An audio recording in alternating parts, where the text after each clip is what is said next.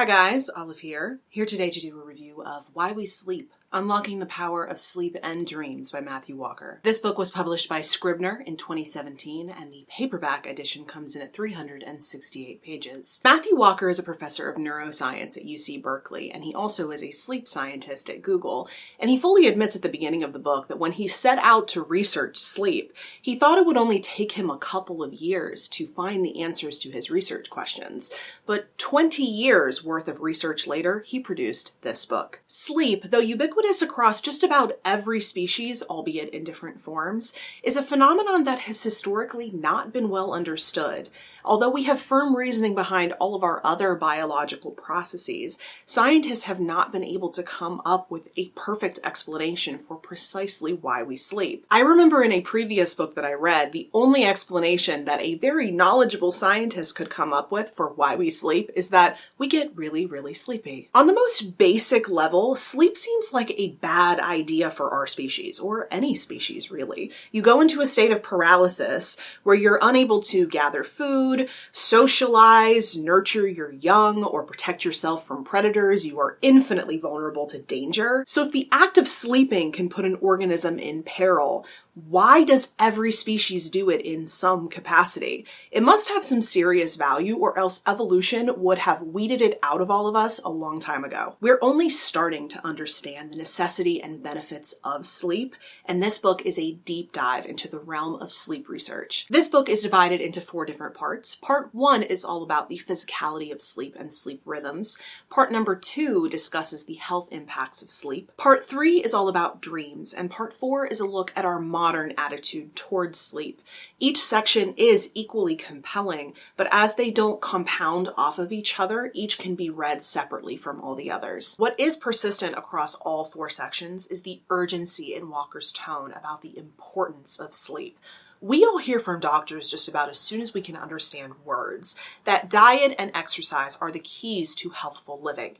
Yet Walker argues that sleep trumps both of them. And furthermore, he argues that sleep is the keystone upon which the other 2 rest. Sleep is like a hearty dose of an all-cure medicine that each of us takes every single day. It is absolutely fantastic for your brain. While you sleep, your brain is consolidating information, it's locking in memories while getting rid of useless ones, making room for new things in your brain. Your brain is still processing information while you doze. It's the reason why something really difficult to understand at the end of the day can just click after you wake up. You know that old adage to sleep on it? It's actually a really good suggestion. But sleep doesn't just make for a healthy mind, but also a healthy body.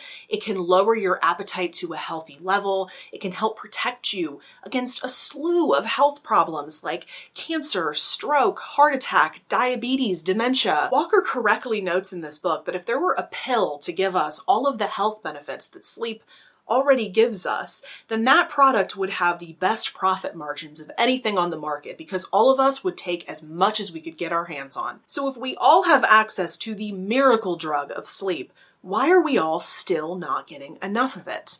And unfortunately, the biggest culprit is our modern world. The Western world particularly has come to see sleep as a form of indulgence, and the grind till you die work ethic fetish insists that giving up sleep in order to be more productive is the right thing to do. But the studies in this book show that we're doing so at the expense of our well-being. It's getting to the point where doctors are prescribing sleep to patients. A midday nap, which is common in some European countries and amongst college students, is generally looked down upon from the American perspective anyway.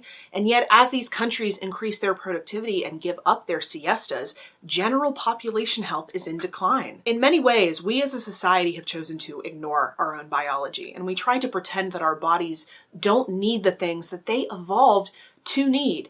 You need between 7 and 9 hours of continuous sleep every single night. And the studies in this book show that if you even get 1/2 hour less than what your body needs, it will have deleterious effects on your health. But there are more residual side effects to our modern age that are literally keeping us up at night.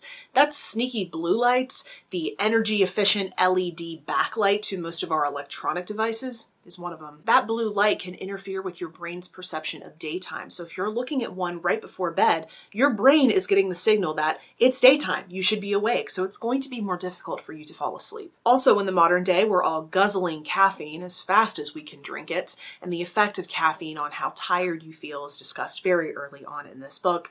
Also, that late night cocktail will absolutely affect your sleep. The impact of alcohol on your sleep is discussed in this book as well. Just about every facet of sleep is examined in this book with plenty of science to back it up.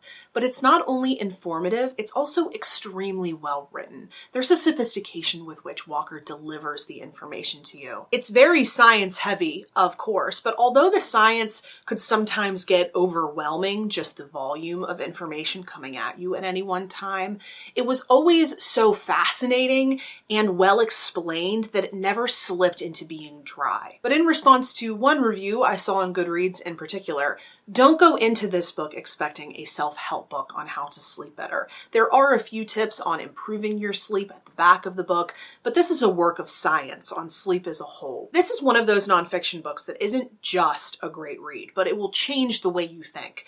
I think about sleep all differently now. I personally have had some issues with my sleep over the past couple of years. I'm someone who needs to keep a really strict sleep schedule or else my circadian clock gets pissed off at me and I'm awake at 3 or 4 a.m. And now that I have switched jobs and my work schedule is starting slightly earlier in the day, I have completely revamped my sleep schedule. I have stopped using devices an hour before bedtime. After reading this book, I am now treating sleep with the reverence that it deserves. And while society may be screaming at me, "You can sleep when you're dead," I'm not looking to expedite that process, and anyone who thinks that way should absolutely read this book. So those were my thoughts on this fantastic work of nonfiction that I obviously very much recommend. If you've read this book or want to read this book, I would love to hear from you in the comment section below. But if you would prefer to chat with me somewhere other than YouTube, I am on a variety of different places on social media. The links to all of my profiles are linked in the description box below. Thank you so much for watching. I hope you're having a wonderful day and that you get a good night's sleep tonight, and I will see you in the next video.